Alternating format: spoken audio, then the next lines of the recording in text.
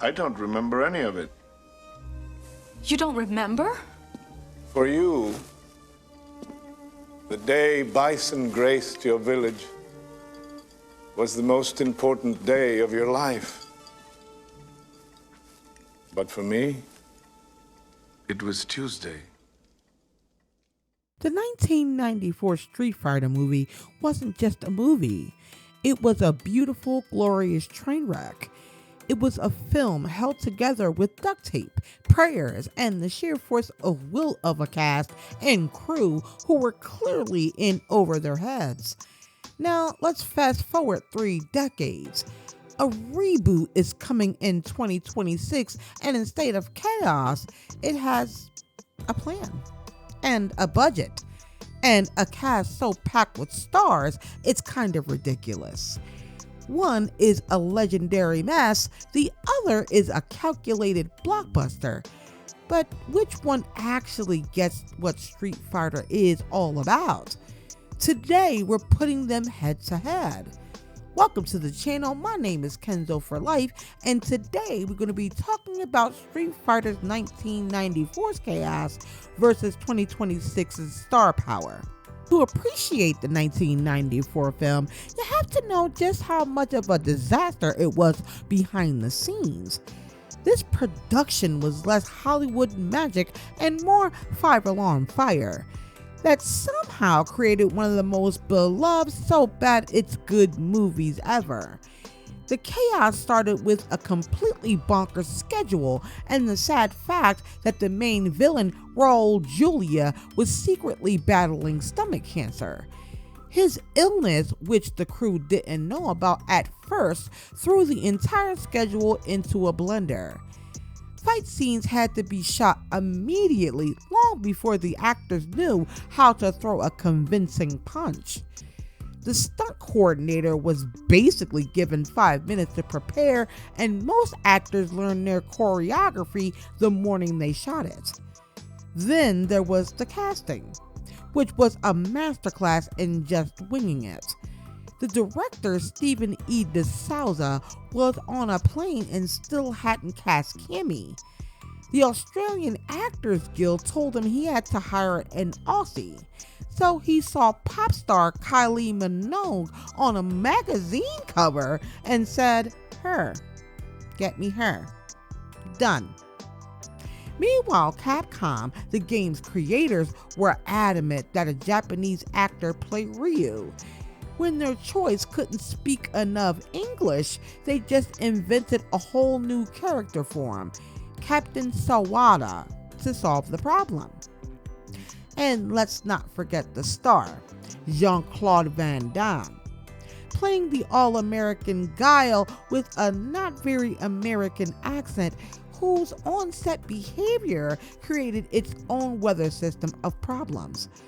The result of all this madness, a movie that critics hated but audiences loved, making it a box office hit and a cult classic. It runs on a weird, hyperactive energy that you could never fake. It's hilarious by accident, weirdly charming, and a perfect snapshot of 90s insanity. The chaos wasn't a problem, it was the whole point. Now, flash forward to the present. On October 16, 2026, a new Street Fighter movie from Legendary Pictures and Paramount will hit theaters. And this time, they're not winging it. This thing is a carefully built blockbuster machine, with Capcom co-producing to make sure they get it right. This production also has some shakeups. The original directors, the guys behind the horror hit Talk to Me, left over scheduling conflicts.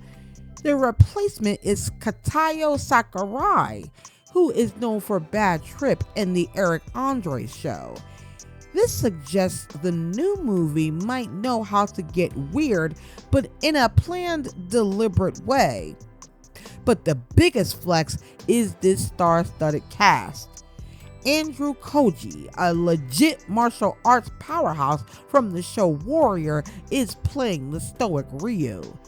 Noah Centineo is the flashy Ken Masters, and the amazing David Dastmalchian will be the villainous M. Bison.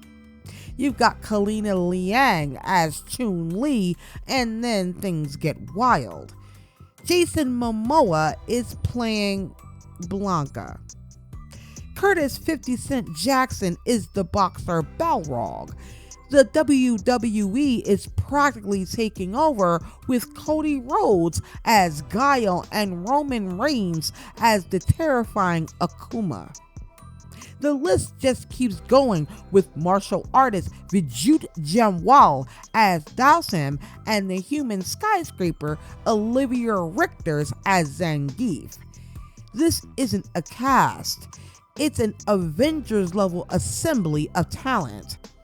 The plot is apparently set in 1993, where old rivals Ryu and Ken are roped into the World Warrior tournament by Chun-Li, only to uncover a deadly conspiracy. The tagline is "Secrets don't last long in the arena. Let the tournament begin."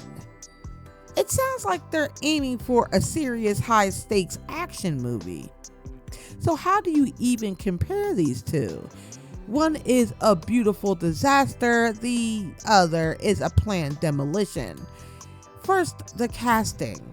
The 1994 movie's casting was a game of roulette. JZVD as Guile was about selling tickets, not fitting the character. Kylie Minogue as Cammy was a happy accident, but Raul Julia as M. Bison, that was pure genius. And he gave the performance of a lifetime while being seriously ill. The 2026 film's casting is the opposite.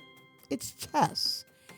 Andrew Koji doesn't just play a martial artist, he is one. Casting wrestlers like Cody Rhodes and Roman Reigns brings in a built-in fan base and two guys who live and breathe physical performance. Jason Momoa as Blanca is such a wonderfully strange choice that you just have to see it. Every pick feels like it was made with a specific purpose in mind. Next, the vision. The 1994 film had the vision of a fever dream. It was goofy, colorful, and wildly inconsistent because the people making it were living in a state of pure panic. It accidentally captured the game's over-the-top vibe. The 2026 version, which director Katayo Sakurai seems to be going for something more focused. A gritty tournament conspiracy suggests less camp, more combat. Which brings us to the chaos factor. The 1994 movie is iconic because it was a dumpster fire. The half-learned fights, the wonderfully cheesy dialogue, the fact that it got made at all, that's its magic. Can a polished, perfectly cast, big-budget blockbuster even compete with that?